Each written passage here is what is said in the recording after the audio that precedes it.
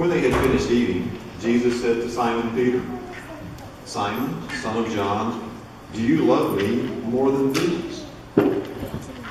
"Yes, Lord," he said. "You know that I love you." And Jesus said, "Feed my lambs." Again Jesus said, "Simon, son of John, do you truly love me?" And Peter answered him, saying, "Yes, Lord, you know that I love you." And Jesus said, "Take care of my sheep." The third time he said to him, "Simon, son of John, do you love me?" And Peter was hurt because Jesus asked him the third time, "Do you love me?" And he said, "Lord, you know all things. You know that I love you." And Jesus said, "Feed my sheep. I tell you the truth. When you were younger, you dressed yourself and went where you wanted. But when you are old, you will stretch out your hands and someone else will dress you and lead you where you do not want to go." Now Jesus said this to indicate the kind of death by which Peter would glorify God. Then Jesus said to him, "Follow me." The word of God for the people of God. Thanks be to God.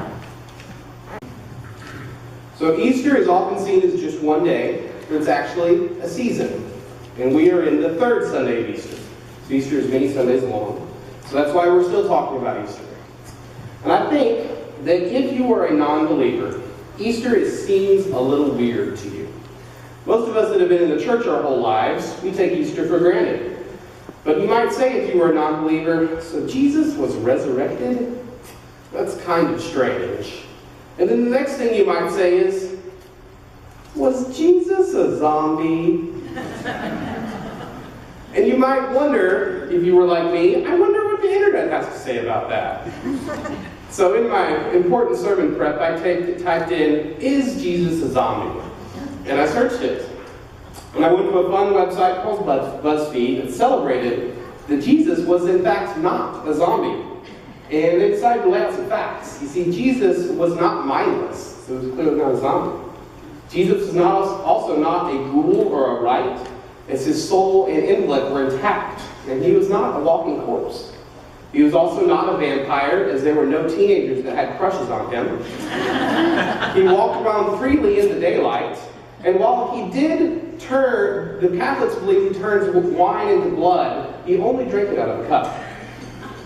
He was also not a ghost or a wraith, as he was solid and ate food with his disciples. So Scripture is clear. Jesus is a fully resurrected body. He was not a zombie. So you can go for it this week confident that I have proven that Jesus was not a zombie.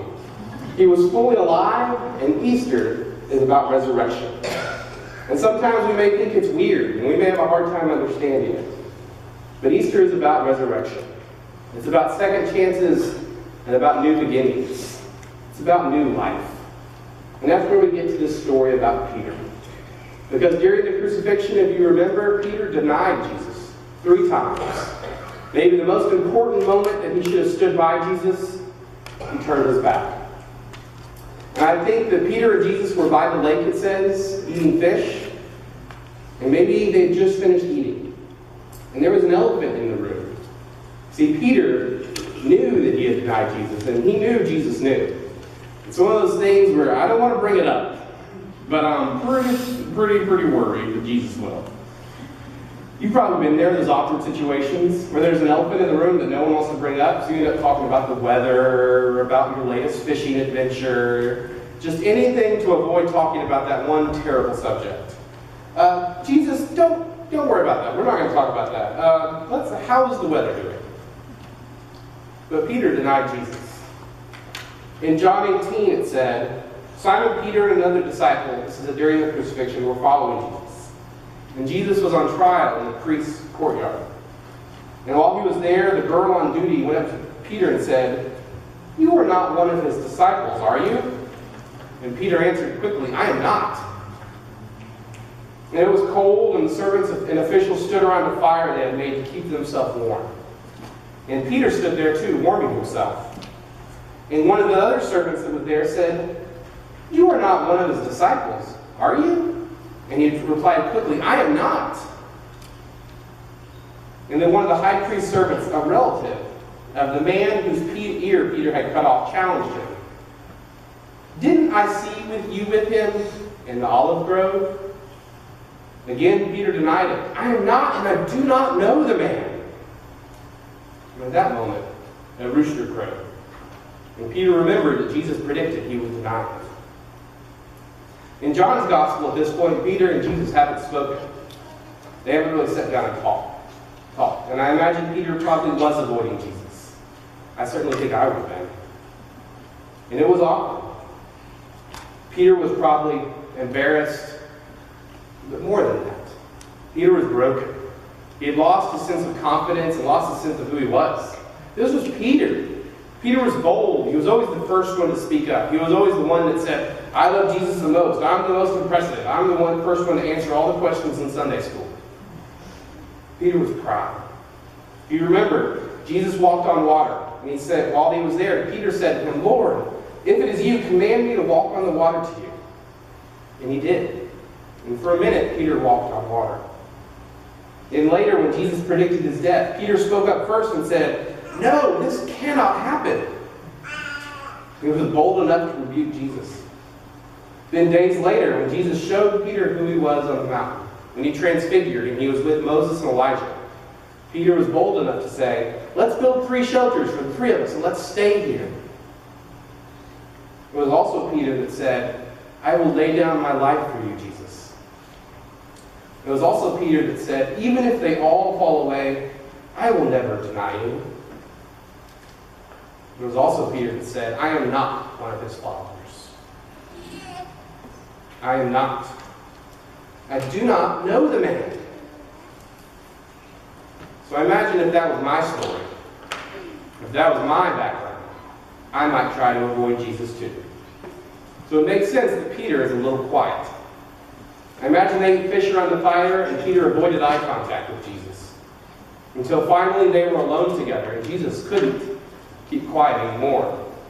And he says, they're alone and he says to Peter, Simon Peter, do you love me more than these? And when I researched it, I think what he meant when Jesus said this is, Peter, you're always saying these things like you love me the most. So I imagine Jesus looking at him and saying, do you still think do you still think that you love me more than all of these other disciples do? After everything? After everything. And maybe the silence stretched as Peter was afraid to answer. But he did. And he said, yes, Jesus, you know that I love you. So he says, feed my lambs. But then Jesus again, Simon, do you love me? And Peter a little quicker this time. Yes, Lord, you know that I love you. And again, Simon, do you love me? And this time Peter's hurt. And he said again, Lord, you know everything. You know that I love you. Feed my sheep. 3 denials, 3 I love yous. Sometimes this is called the reinstatement of Peter. You see, I think this is nothing less than the resurrection of Peter. He was broken, and he was ashamed. And Jesus offered him new life, new hope. See, Peter thought things were over. He thought he was a failure. But Jesus was not done with Peter yet. We often say the resurrection is a reality, is a future reality, something for us to look forward to. But I think the resurrection can also be something that we can live out today. We can live out a resurrection of new hope and new life. That no matter what we are coming from, resurrection is something we can live in. Because we all need resurrection. We all need new hope and new life. Maybe you need resurrection from debt that drowns you. Maybe you need resurrection from hopelessness because you don't know where to turn in life. Maybe you need resurrection from pain that you can't get over. Maybe you need a resurrection from loss and from the loss of loved ones that you don't know how you will respond. Maybe you need resurrection from struggle. A life that is so hard that you don't know how tomorrow will happen. Because the truth is, friends, we all need resurrection. We all need second chances. We all need people that will believe in us. You see, I needed resurrection when a few years ago, I was working at a job I hated. I hated with all of my being. Maybe you've been there. I know I was. I worked for Farmers Insurance, and it wasn't a bad company, but I had enjoyed my life, my job somewhat. I had a good boss and good coworkers, but then I took a promotion. I went to work in IT, and if you work in IT, I'm sorry. But I got a new boss that was the worst. I'm sorry. Maybe you've been there before. Your boss can make or break your job. But she was the worst. She was always on me. She was always pointing out my failures, pointing out how I was not good enough. I hated it every day. I hated going to work. I hated after work, I was grumpy. My home life suffered because I was always tired and grumpy. I was finding reasons to avoid work. I was finding reasons to not do whatever I needed to do. I needed resurrection. And I was struggling. For more than a year, I looked for another job. I looked to get back in the ministry, but I just couldn't find anything.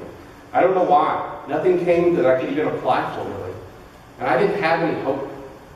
I was lost.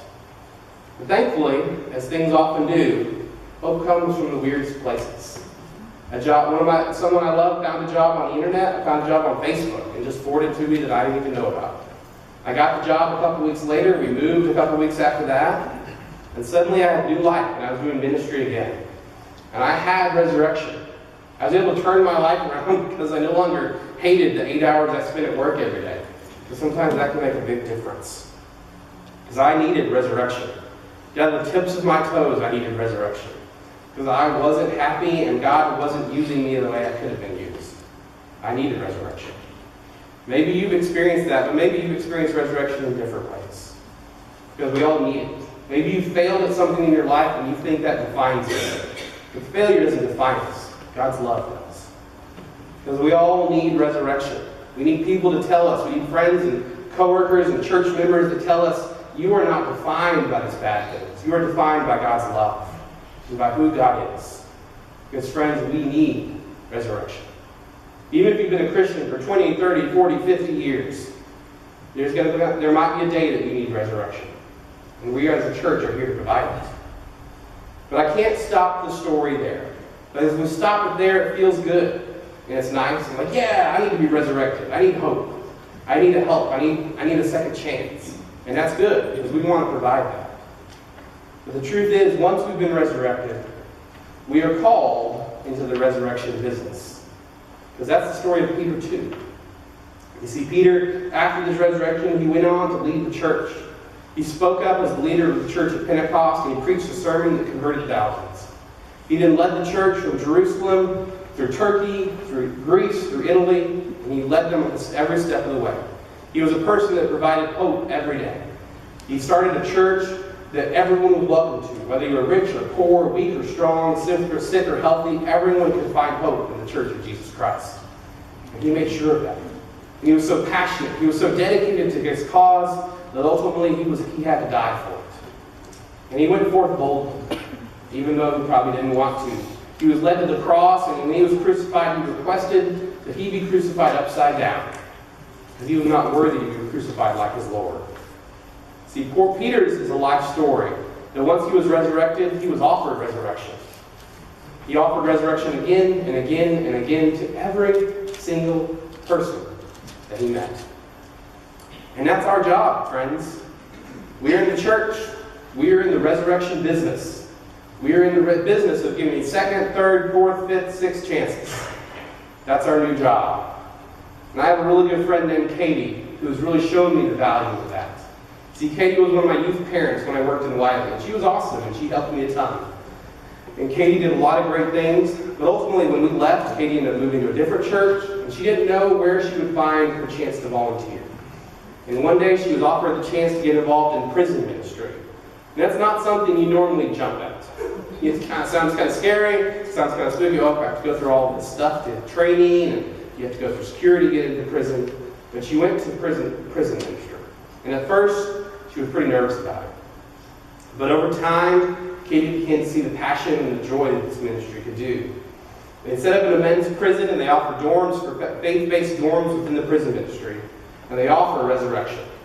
They offer a story that no matter what your past says, today can be a new beginning. No matter who you have been before, tomorrow you can be someone different. And that's the story they give. They baptize men. They start Bible studies. They lead men out of their life's pain and sorrow and give them hope. The most important thing we can offer. And her favorite story is about a guy named Daniel. Daniel grew up. He was the son of drug dealers.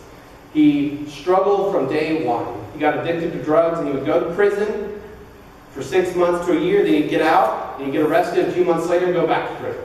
It was like a wash cycle. Wash, rinse, repeat. Wash, rinse, repeat. Again and again and again.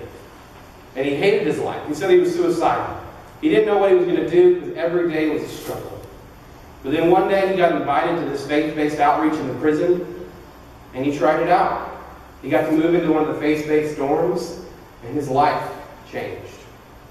He accepted Christ, he changed himself, and he became part of this movement. And when he got out of prison, he was committed to being different. He was committed to changing, that he wasn't going to back. Eventually he got involved in the church. And Daniel, I've seen his video, and you see him, he's covered in tattoos. He doesn't look like the friendliest person, and he was worried that people at church wouldn't accept him. Because it's hard when you walk into a church and you're new. It's even harder when you walk into a church and you're a former convict. So he came in, but they accepted him. And they eventually accepted him so much they gave him the chance to be in leadership and to be a greeter. Because when Daniel's out there greeting you and you go in, you see the smile on his face, you see the hope in his heart, and you know that he is there to give new life. He is there to say, this is a place of healing and this is a place of resurrection. And friends, that is our call. It's easy to sit in our pew and have church make us feel good. It's easy to find fulfillment and joy and to be fed when we go to church on Sunday. That's important. But friends, our job, our mission, nothing less than God's call in our lives is to offer resurrection. To say your past doesn't define you.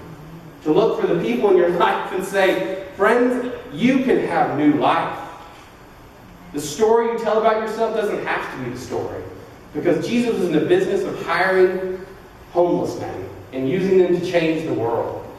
He was in the business of hiring fishermen that no one wanted to be around and use them to change everything. Because Jesus can change anyone. Jesus can change the heart of anyone, and that's our job, is to not make up decisions on people, not to say this person can be part of First Methodist Church, but this person can't. Friends, our doors have to be open. And we do a lot of great ministries. We do the food bank, we do our garden, we have lots of great ministries. We do the caravan. Those ministries offer hope, and they're important. But I want to challenge you today to think about it. Think with your Sunday school. Think with your class. How can First Methodist Church offer hope? How can we be a bastion of hope and light in Grand Prairie? What else can we do? What else can we do? What ways can we make glorious mistakes and do another? What ways can we try to be different? Because, friends, the story of Jesus Christ is not one of sitting in the pew. It's of being in the community and saying we are the change in the world that Jesus wants. We are the change in the world Jesus hopes. And it's not easy. We're going to fail. Katie would be the first one to tell you, because unfortunately she cries when she sees men leave their faith-based ministry but then come back to prison a few months later. She cries. But she never stopped doing ministry with those men, because she knows we never stop doing ministry as long as there's one more breath to take. We never stop giving up.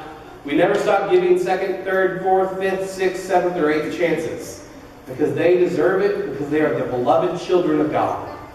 Every person we meet is a beloved child of God.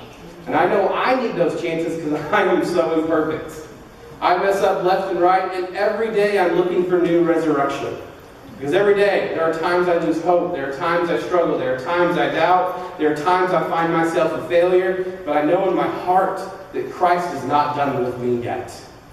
I know in my heart that God is using me, and God will continue to use this church. So God is calling us to the resurrection business. Every day. 24/7, 365. It's our job, and friends, it's time to get to work. Amen.